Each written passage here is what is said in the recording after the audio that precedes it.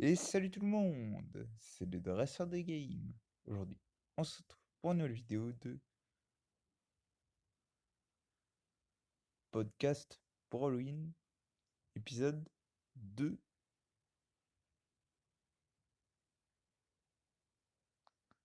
Allez, on va commencer le podcast. Place au podcast.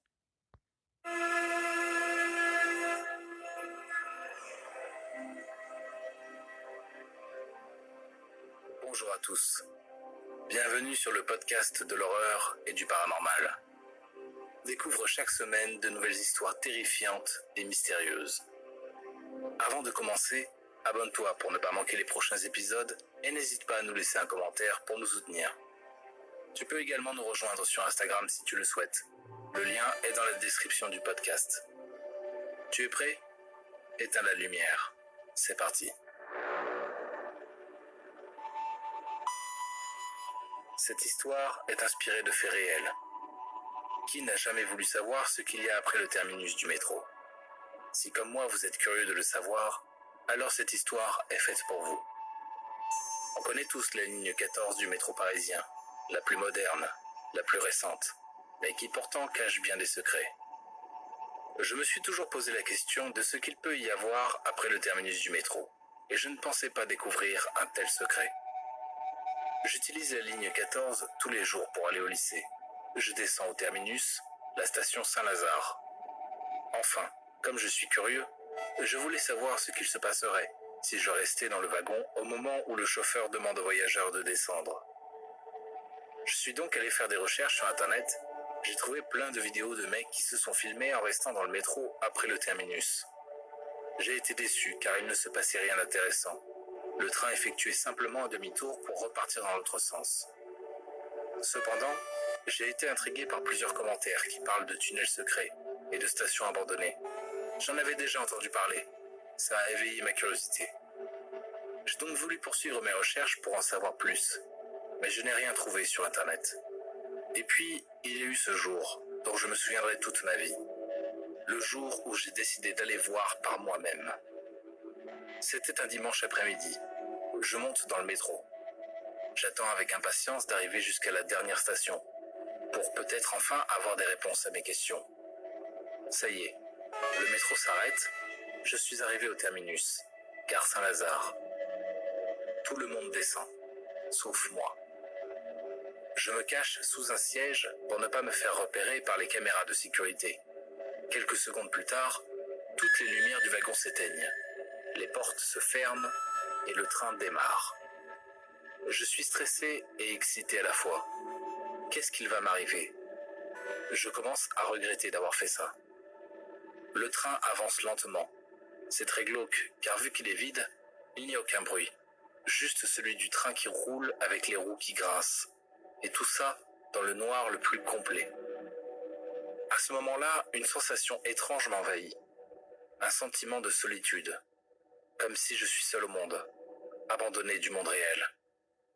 Je m'attends à ce que le train s'arrête et à ce qu'il reparte dans l'autre sens, comme j'avais vu sur toutes les vidéos sur internet.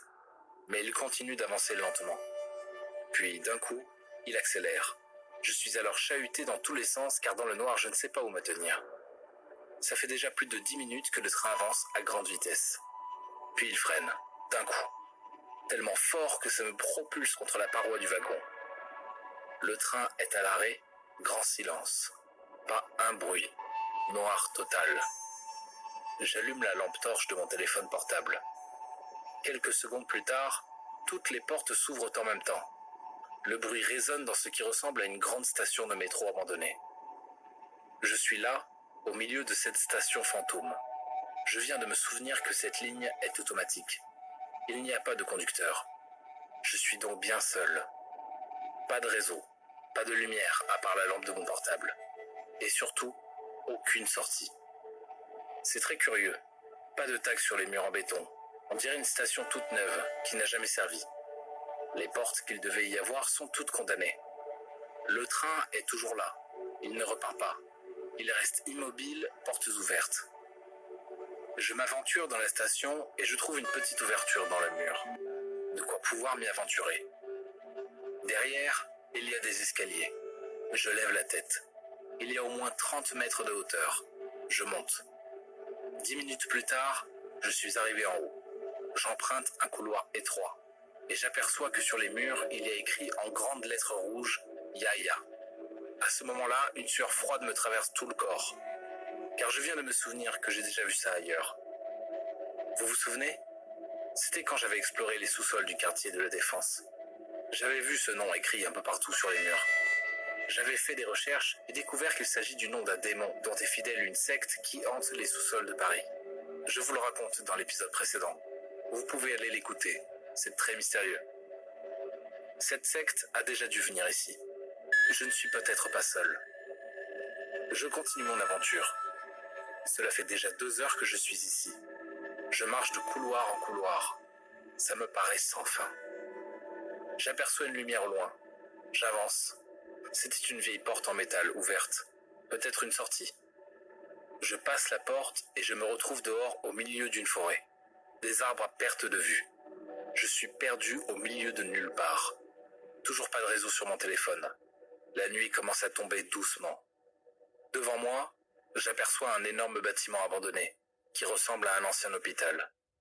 Les fenêtres sont cassées, les murs noircis, tout est dans un sale état. Je m'approche d'une grande porte. Sur le mur, il y a une plaque avec inscrit « Hôpital psychiatrique du Grand Ouest ». J'entre à l'intérieur, il y avait encore ce nom, Yaya, écrit en grandes lettres rouges un peu partout sur les murs. J'ai pris peur, je ressors. De toute façon, je n'ai pas le temps. La nuit commence à tomber. Je dois partir. Mais je ne sais pas où aller, car je suis au milieu de nulle part, complètement perdu. Je me demande d'ailleurs comment je me suis retrouvé ici, au milieu d'une forêt et d'un ancien hôpital psychiatrique. Pris de panique, je me mets à courir à travers la forêt. Au bout de 10 minutes, je m'arrête, essoufflé. Au loin, j'aperçois des maisons.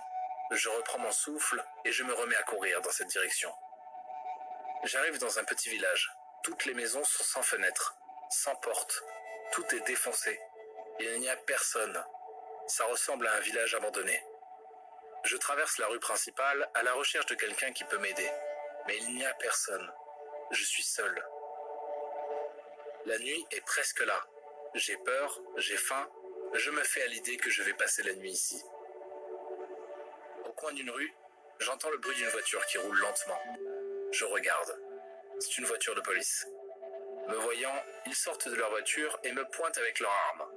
Je lève les mains, me mets au sol, ils m'arrêtent. Je monte dans leur voiture et on part. Pendant le voyage, ils me posent plein de questions. Ils veulent savoir comment je me suis retrouvé ici. Je leur dis que je me suis perdu. À ce moment-là, ils m'expliquent que j'étais dans un village abandonné et interdit au public car très dangereux. Il y aurait des criminels qui se cachent ici et dans la forêt. Ils me disent que j'ai eu de la chance de ne pas me faire tuer. J'apprends que nous sommes à 40 minutes de Paris. C'est alors que plein de questions me traversent la tête. Comment je me suis retrouvé ici, si loin du centre de Paris d'où je suis parti quelques heures plus tôt? Qu'était ce village abandonné au milieu d'une forêt dont je n'ai jamais entendu parler?